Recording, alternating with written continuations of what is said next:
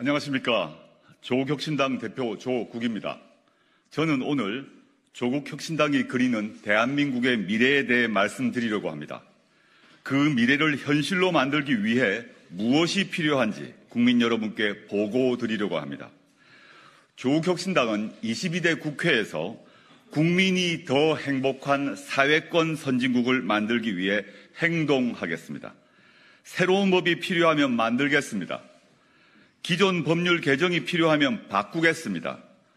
헌법 개정이 필요하면 개헌을 위해 적극 나서겠습니다. 제7공화국 건설에 온 힘을 쏟겠습니다. 조국혁신당은 3년은 너무 길다. 윤석열 검찰 독재 정권 조기 종식이라는 민심을 대변하고 있습니다. 선거운동 과정에서 만난 국민들께서 내 마음을 대변해줘서 속이 후련하다는 말씀을 많이 하십니다. 어떤 국민들은 그 이후를 궁금해 하십니다. 윤석열 정권 종식 뒤 어떤 나라를 만들 것이냐라고 물으십니다. 저와 우리 당 비례대표 후보들이 텔레비전과 라디오 연설을 통해 그리고 각 가정으로 배달된 공보물을 통해 답변을 드리기는 했습니다. 많이 부족했던 것 같습니다. 3년은 너무 길다라는 메시지가 너무 강렬해 상대적으로 덜 부각된 측면도 있는 것 같습니다. 검찰 독재 조기 종식과 더불어 조국혁신당 공약의 양대 기둥 중 또 다른 하나는 바로 제7공화국 건설입니다. 제7공화국의 핵심 내용인 사회권 선진국부터 말씀드리겠습니다. 사회권이라는 표현이 생소하실 수 있습니다. 사회권이란 사람답게 살 수 있는 최소한의 여건을 누릴 권리를 말합니다. 그동안 복지는 정부 혹은 지방자치단체가 도움이 필요한 국민에게 시혜적으로 베푸는 정책이라는 인식이 강했습니다. 이제는 바꿔야 합니다. 정부가 베푸는 것이 아니라 국민의 권리로 요구할 수 있어야 합니다. 국가는 국민이 사람답게 살 수 있는 여건을 만들어줘야 할 의무가 있다. 국민은 권리로서 요구할 수 있어야 한다는 것입니다. 사회권의 대표적인 예는 주거권입니다. 누구나 집이 필요합니다. 잠을 자고 편하게 쉴 공간이 필요합니다. 정부는 집이 필요한 국민에게 질 좋은 공공주택을 제공하고 큰 부담 없이 원하는 만큼 살 수 있게 해야 합니다. 국민은 국가에 주거권을 요구할 수 있어야 합니다. 보육과 교육은 아이들 그리고 돌보는 사람의 당연한 권리입니다. 현재도 정부와 지방자치단체가 보육과 교육에 일정한 지원을 합니다. 지원만으로는 부족합니다. 우리 국민은 누구나 사람답게 보육받을 권리, 교육받을 권리가 있습니다. 이것이 사회권입니다. 아프면 쉬어야 합니다. 아프면 돈 걱정 없이 병원에 가야 합니다. 이것이 건강권입니다. 주거권, 보육권, 교육권, 건강권이 보장되는 나라, 조국혁신당이 그리는 사회권 선진국의 모습입니다. 일할 권리 보장과 일자리 확보를 위한 국가의 책무를 명시할 것입니다. 사회 각 분야에서 노동이 존중받도록 하고 노동자의 단결권을 확고히 보장하겠습니다. 안전하고 건강한 노동 환경은 물론 동일 가치, 동일 노동, 동일 가치 노동, 동일 임금과 사회연대 임금제를 실현하겠습니다. 조국혁신당이 국회에 들어가게 되면 법률과 정책으로 사회권 선진국을 만들기 위해 최선의 노력을 다하겠습니다. 조국혁신당이 추진 중인 제7공화국의 또 다른 방향은 더 많은 민주주의입니다. 즉, 국가 권력의 운영에 국민의 참여와 자치를 더 보장하자는 것입니다. 제6공화국 현행헌법은 1987년에 만들어졌습니다. 87년 민주화운동의 핵심 구호였던 호언철폐, 독재 타도의 정신이 반영됐습니다. 수십 년 이어져온 군부 독재 정권을 종식하고 직선제로 국민의 대표인 대통령을 선출하자는 내용이었습니다. 지금은 공기처럼 당연하게 여기지만 현행 대통령 직선제에는 수많은 국민들의 피와 땀이 배어 있습니다. 조국혁신당은 현재의 국가 권력 구조가 37년 전과 대폭 달라진 우리 국가 공동체에 맞는가, 효율적으로 작동하고 있는가 의문을 가지고 있습니다. 민주주의는 민이 주인이어야 합니다. 그런데 현재는 국민에게서 권력을 위임받은 정치인들이 주인처럼 행동합니다. 심할 경우에는 왕처럼 군림하려 합니다. 윤석열 검찰 독재 정권의 행태에서 그 폐해를 충분히 보고 있습니다. 검찰, 국가정보원, 감사원, 경찰, 기획재정부 등 국가의 권력기구는 선출된 권력이 아니라 국민을 위해 일하도록 만들어야 합니다. 선출되지 않는 권력을 국민의 통제 아래 두겠습니다. 국회의원은 한번 선출되고 나면 권력을 위임한 유권자가 견제할 수 있는 방법이 없습니다. 4년 뒤 다음 선거를 기다려야 합니다. 지방자치단체장의 경우 소환할 수 있는 제도가 있는 것과 비교하면 그 차이를 뚜렷하게 알 수 있습니다. 선출된 권력이라도 국민의 뜻에 반하면 진퇴를 물을 수 있는 제도적 장치가 마련되어야 합니다. 국민이 직접 정책과 법안을 제안하는 통로를 넓혀야 합니다. 지금도 부분적으로 열려 있긴 합니다. 국민이 제안하고 일정 숫자 이상이 동의를 하면 해당 국회 상임위원회는 이를 안건으로 다뤄야 하는 제도가 있긴 합니다. 이것만으로는 부족합니다. 이제 국민은 자신의 대표자들에게 권한을 위임하는 데 만족하지 않습니다. 집단지성의 힘은 전문가는 물론 자신의 대표자들 수준을 뛰어넘는 경우가 많습니다. 국민이 제안하고 국민의 의사가 반영된 정책과 법안이 민의의 정당이라는 국회에서 토론되고 법으로 만들어질 수 있는 통로가 더 넓혀져야 합니다. 국민들 삶에 지대한 영향을 끼치는 정책의 경우 국회 의결에 앞서 공론화 절차를 밟도록 해야 합니다.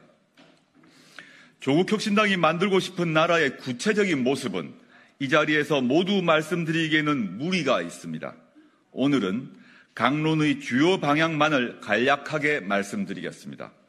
우선 국가 소멸을 우려할 정도로 심각해진 저출산 고령화 문제 해결 방향을 제시하려 합니다. 앞에서 말씀드린 사회권 선진국도 그중 하나입니다.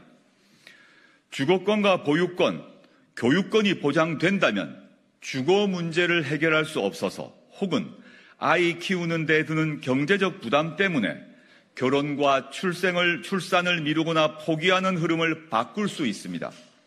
제7공화국은 육아 친화 공화국입니다. 둘째, 지역 소멸 위기를 극복하기 위해 자치입법권, 자치행정권, 자치재정권이 있는 지방정부 수립 방안을 마련하겠습니다. 제2국무회의 격인 지방자치분권회의를 신설해 고도의 자치를 실현하도록 노력하겠습니다. 이를 통해 수도권 집중을 해소하고 지방 소멸을 막는 방법을 찾겠습니다. 제7공화국은 지방분권공화국입니다. 셋째, 기후위기를 극복하는 나라를 만들겠습니다. 인간과 자연의 공존, 미래 세대에 대한 책임을 헌법적 가치로 규정하는 것을 궁극적 목표로 하면서 이를 법률과 정책으로 구현하도록 노력하겠습니다. 지속 가능한 개발과 기후위기 극복을 위한 탄소 중립 정책을 경제정책과 산업정책에서 반드시 고려할 방향으로 설정하여 탄소 중립 시기를 앞당기겠습니다. 제7공화국은 탄소 중립 공화국입니다. 넷째, 국가의 기초 체력인 과학기술 정책을 획기적으로 바꾸겠습니다. 과학기술 발전의 토대가 되는 학술 활동의 자유를 보장하고 기초연구에 대한 지원과 장려 의무를 국가에 부여하겠습니다.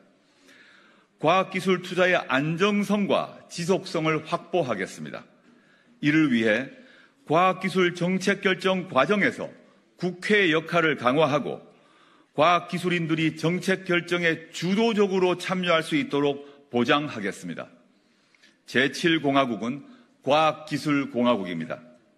다섯째, 한반도 평화공존 체제를 확립하고 대한민국의 외교 운동장을 넓게 쓰겠습니다. 남북한 평화공존과 공동번영 그리고 협력과 연대에 기초한 남북 관계를 만들겠습니다. 한반도 비핵화 목표를 분명히 하고 항구적 평화공존 체제를 모색하겠습니다. 가치와 이념 외교가 아니라 국익 중심의 외교를 펼치겠습니다. 제7공화국은 평화공존공화국입니다. 조국혁신당은 앞에 말씀드린 내용을 이정표 삼아 의정활동을 펼치겠습니다. 하지만 조국혁신당의 힘만으로는 아무것도 이루지 못할 것입니다. 1987년 민주화운동의 성과를 이어받은 개헌, 그리고 2016년 촛불혁명 등에서 보여준 위대한 국민의힘이 뒷받침된다면 못할 것이 없습니다. 조국혁신당은 우선 4월 10일 총선에서 조국혁신당 자력으로 법안 발의가 가능한 의석을 확보하겠습니다. 이번 총선에서 민주진보 세력의 압도적 승리를 거둔다면 뜻을 같이 하는 정당들과 최대 공약수를 찾을 수 있도록 노력하겠습니다.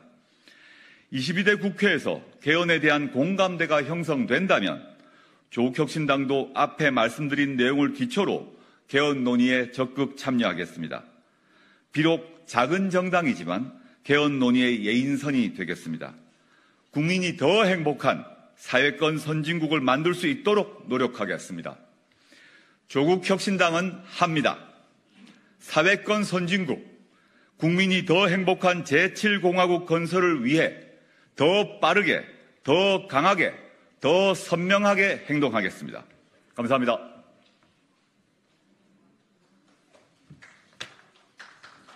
네, 수고하셨습니다.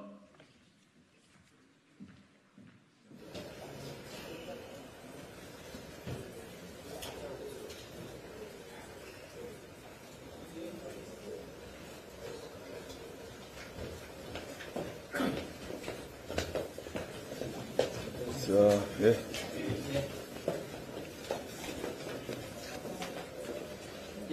대변인께서 기자님들의 질의 응답 시간을 갖겠습니다. 질문하실 기자분들은 먼저 손을 들고 지명 받으시고 소속사와 성함을 밝혀주시면 고맙겠습니다. 안녕하세요. 김상범인데요. 네네. 오늘 기자회견 잘 듣고요. 사회권에 대해서 좋은 말씀 많이 해주셨는데 사실 기자회견문 보면은 이제 공공주택을 뭐 해야 된다 이 정도를 제외하면 좀 그런 사회권을 어떻게 정책으로 구체화하겠다는 건 좀 모호하다는 느낌이 들어가지고요. 뭐 무상보육, 보육이면 무상보육 뭐 이런 식으로 좀 구체화된 정책 몇 가지만 예시를 들어줄 수 있을까요? 저는 거기서 세밀한 얘기는 하지 않았습니다. 이게 일종의 기자회견문이고 일종의 큰 비전과 가치를 제시하는 거라서 하나하나의 세세한 안을 얘기한 건 아닌데요.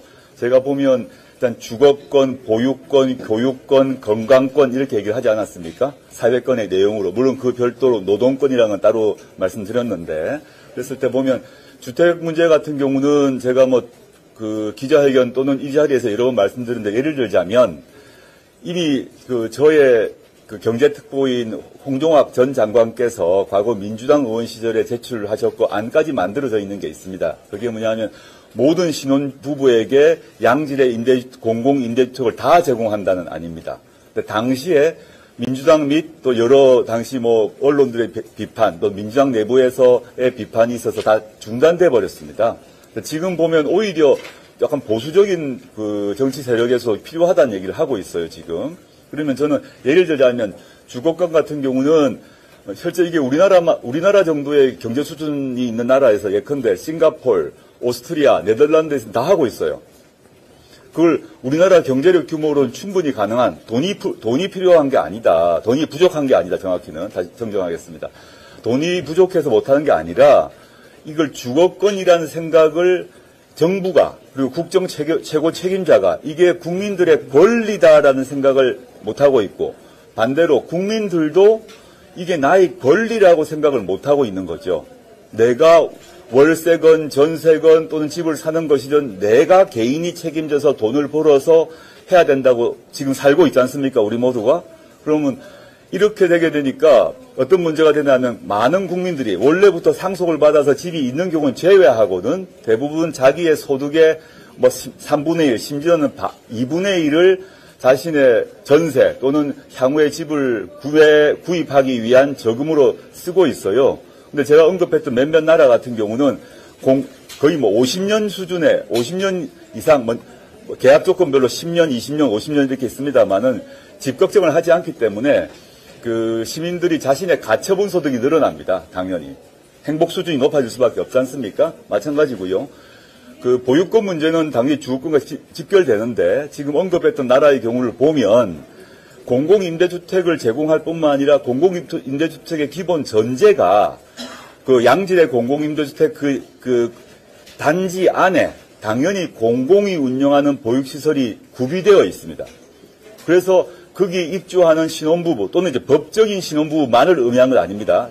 이게 법적으로 결혼을 했느냐 아니냐 다 따져봐야 될 것이고 또 동성간이냐 이성간이냐 문제를 따지지만 넓은 의미에서 그냥 신혼부부라고 하겠습니다.